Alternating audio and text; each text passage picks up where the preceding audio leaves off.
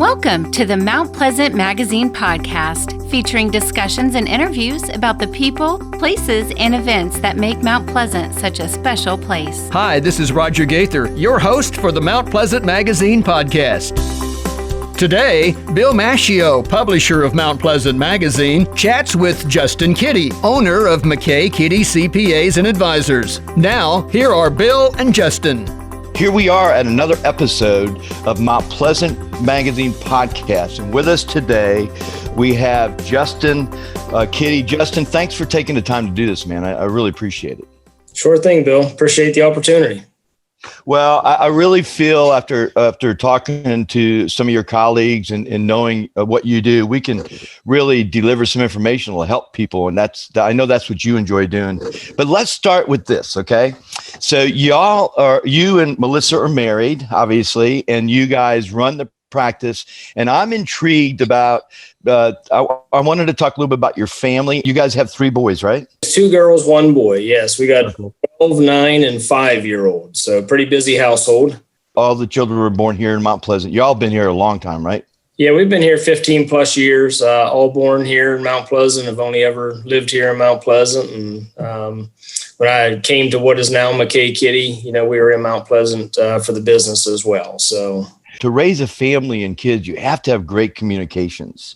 And I wanted to have you expand a little bit on how that carries on to the business, because I know it's got to make your business a little easier, somewhat anyway, because it's all about communications, right? I'd say it's made business easier, as well as made the household, marriage easier and better. Being in business, I often get questions from clients and certainly other folks who are around, other peers. How do you work with our spouse? Either one, I could never do that, or number 2, we tried that and lasted like a week and we were going to kill each other. So Melissa and I, we're just both very even-keeled personalities. We have, a good mutual respect, both as spouses as well as, professionally as CPAs. It's been a great common bond.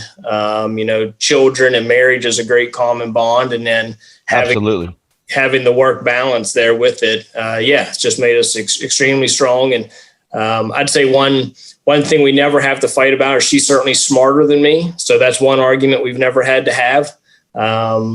She's great. You and Melissa have, when it comes to the business, you have different strengths. So I think that's what I've been told anyway. And that's what I've learned from doing business with you so many years. Managing the tax season and the team environment there, your culture is really very strong.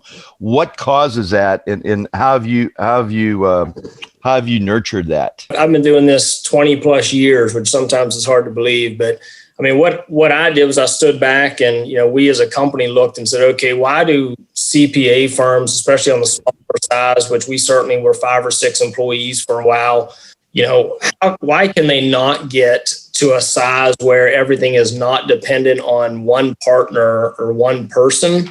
And we just worked really hard at that in our business to make sure we're having the right people on the bus, as they say. We have a great management and leadership team, and by trusting and training and not controlling everything, which I think a lot of business owners struggle with. They want to be in on every decision and touch every piece of paper. You just can't do that if you're going to grow a business, to get some of that weight shifted, and some of that ownership and responsibility to other people. So it's been a big part of it. This spring or this winter was a good example. I tore my ACL, right going into tax season. I'm on the tax services side. So just have great confidence, great team, that not everything is dependent upon me. So things just, rolled along pretty well, as they would have if I was in the office every day and I was absent for 6 weeks working from home. That makes your platform scalable. And recently you did you expanded. Do you want to, and I know you acquired another firm. Yeah. That definitely, that scalable word, again, I think that's a struggle in our industry. Only 4% of companies that are CPA firms have more than 9 employees. So we definitely have a problem scaling in the industry.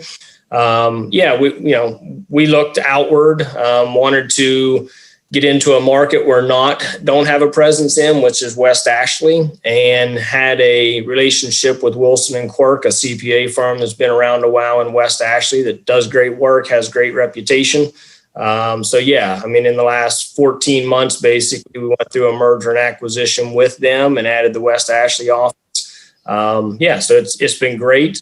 They knew they had clients that wanted more services, but they didn't have the resources to add those. They knew there were prospective clients over there. Again, they were asking for services that McCay Kiddy and Mount Pleasant was providing, but they were not doing as Wilson and Quirk in West Ashley. So it was just a great mutual combination. Brought on some great talent from over there. So again, it just added to the resources that we now have. Podcast advertising is the new way to reach your best audience. Podcast advertising gives your business a voice of authority. Be heard. Advertise on one of our podcasts. Visit carolinapodcasts.com or call 843-345-7012. You're listening to the Mount Pleasant Magazine podcast. Not only did it enhance their client base, but it enhanced your client base as well. Yeah, it definitely gave us, more talent to go to. There's strong, experienced staff over there, partners with 30, 40 years experience that, that we can lean on to just add to the depth of our bench at McCay Kiddy. A lot of businesses, small businesses like mine and hundreds of others, they only deal with their CPAs once a year for the most part. You're proactive, are you not, in getting with them to plan the upcoming year and what can benefit them and how your services can benefit them? We stride ourselves on being proactive. We have what's built into our tax relationships for clients that want it. We certainly have a lot of just once a year tax clients, and that's fine. But again, listening to clients, prospective clients, and just watching the industry. There's a whole swath of clients that we all have that we're not really meeting their true needs and where the true value is, right? That once a year tax return is more of a transaction, filling out government forms because the IRS tells you have to, right? I mean, we do that. But the real value is, can we sit down in the summer and the fall and tell you in advance what we think your tax return is going to look like by doing some projections? And then the strategy comes in. I mean, that's where the value is. If I can tell someone in Q3, hey, before the year is over, let's do A, B, and not only are we just going to do your tax return, but we're going to save you $12,000 in the process. Now we're getting to the true value of what, again, not every taxpayer in America needs those services. If you're a business owner, have some more complexity. There's certainly strategies we see that are being left on the table. So and the tax laws are changing all the time. And I understand you're really on top of that.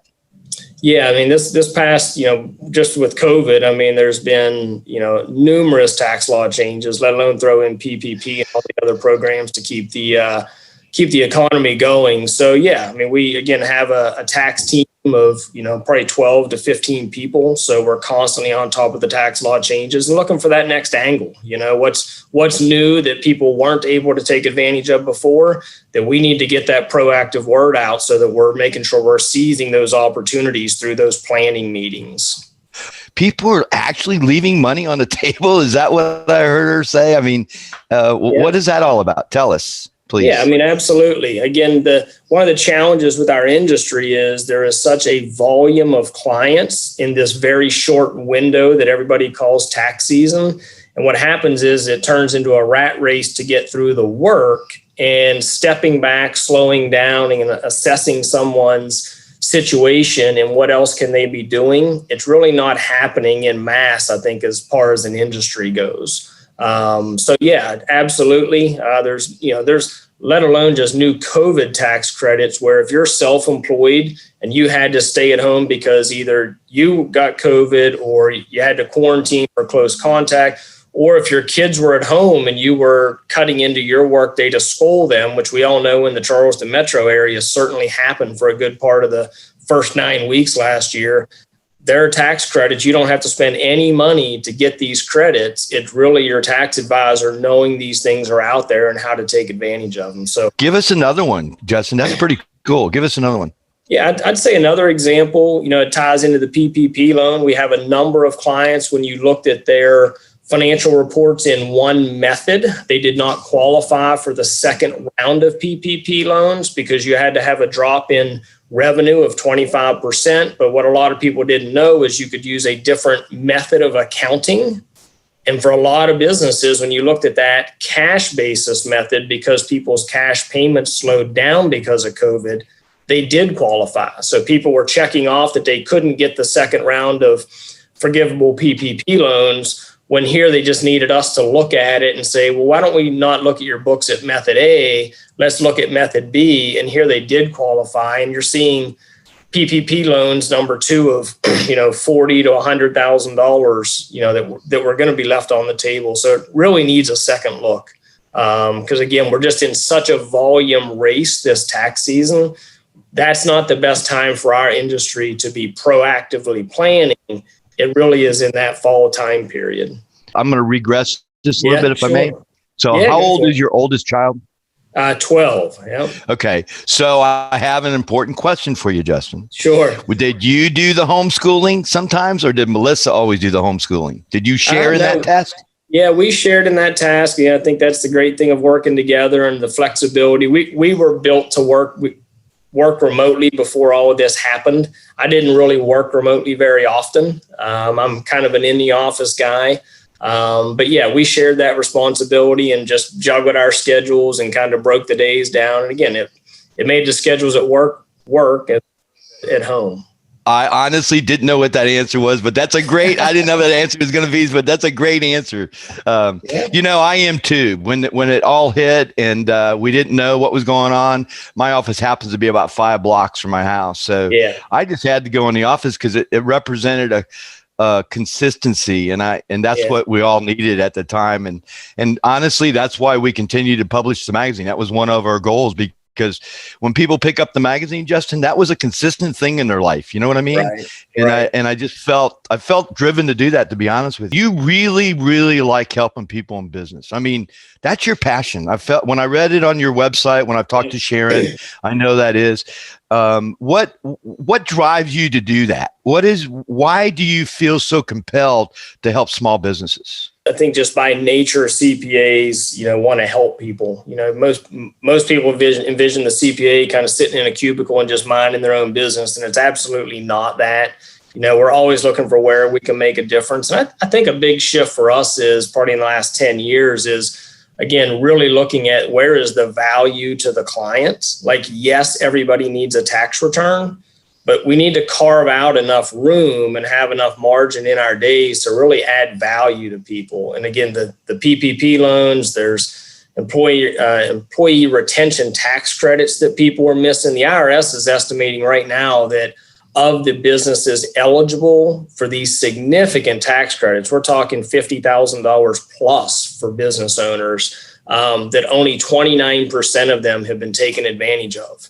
And again, it's because we're, as an industry, just kind of run over this time of the year and having the ability to step back and say, where's that value at? So we just get great joy out of, doing a tax return is one thing, putting $50,000 in a business owner who just had to be closed for put $50,000 in their pocket that had to be closed for 6 months because of COVID. Like, now that's significant. You made a lot of people happy.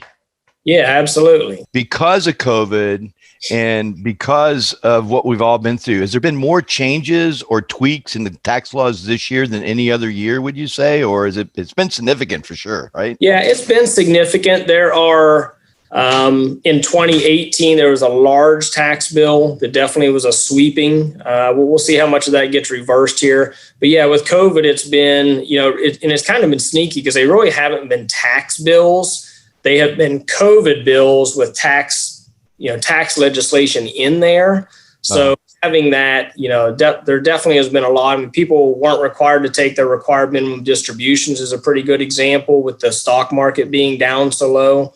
But yeah, there's been a whole host of changes. that really more so than a typical year.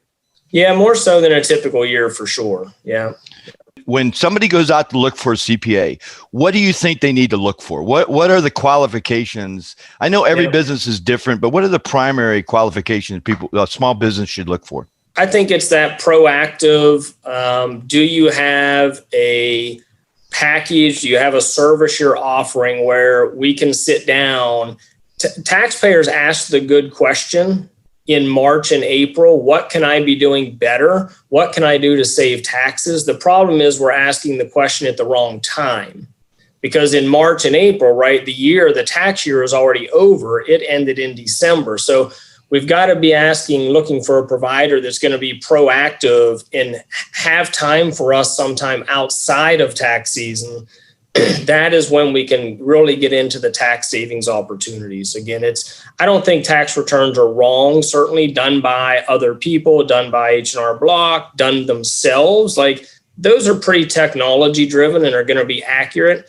The question is, what opportunities am I missing? And as a business owner, there's a lot of opportunities. So if you're not having someone talk to you about those opportunities, I'm sure we're just filling out tax forms. We're meeting the compliance requirements with the IRS, but we're leaving thousands and tens of thousands of dollars on the table every year. And anytime a small business would not hire somebody in that direction, the money that they would save by learning about those tax benefits would more than pay for anybody submitting their own their own taxes.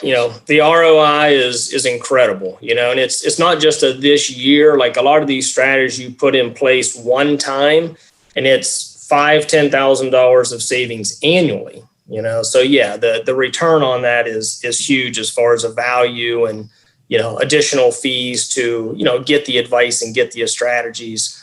Right. You probably pay for 10 years or 15 years of service with 1 year of savings. If somebody really wants to talk to you about strategy in the upcoming year, you don't start the clock and charge him for that service. That's just part of what you do. And I think that's led because of your passion. Definitely. It's led, part of our passion.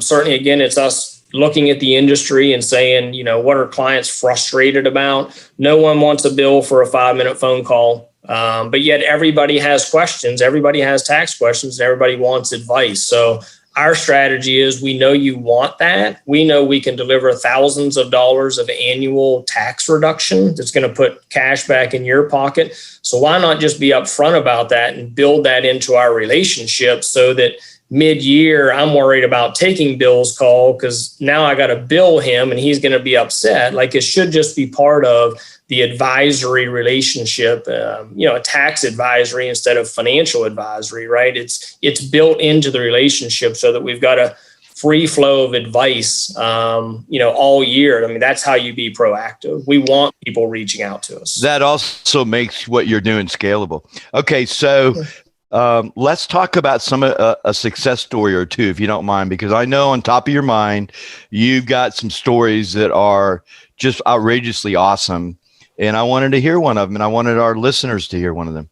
I think one right now with COVID, that's very prevalent is with this employee retention tax credit that's out there. So in addition to the PPP loans, there's this other program that if your revenue is down significantly over the prior year. So we have a client that's he's in the retail business of supplying goods to hotels and restaurants. Well, obviously hotels and restaurants weren't buying anything during this. So his business is down significantly. And again, by slowing down, making sure we're not just looking at the tax return, but examining the client and their opportunities as a whole, with these tax credits, there's going to be about $80,000 going back in his pocket, once we take advantage of these credits. So here's someone who's hurting. And if we just did tax work and said, see you next year, the consumer, the taxpayer, the business owner, they're generally not that informed of everything that's out there and available to them. And that's where we need to step in. We are those technicians. Someone that's a construction company owner doesn't necessarily have the financial technician in them. So we've got to fill that void for them. And you can't do it with a once a year relationship. That's such a great model. It really is. Yeah. Well, I appreciate you being on Sure. on Mount Pleasant Magazine's podcast, but I wanted to leave with a footnote. You know, you think of CPAs with kind of dull, kind of like engineers a little bit, and I've been told you got a good sense of humor. It's funny. So thanks for having me for one. But yeah, it's welcome.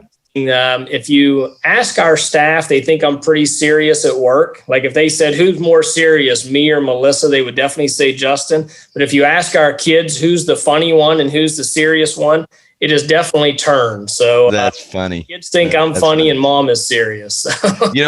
That's funny. I really like the fact that two things. I like the interview. Thank you for being here, Justin. Sure. Thank you.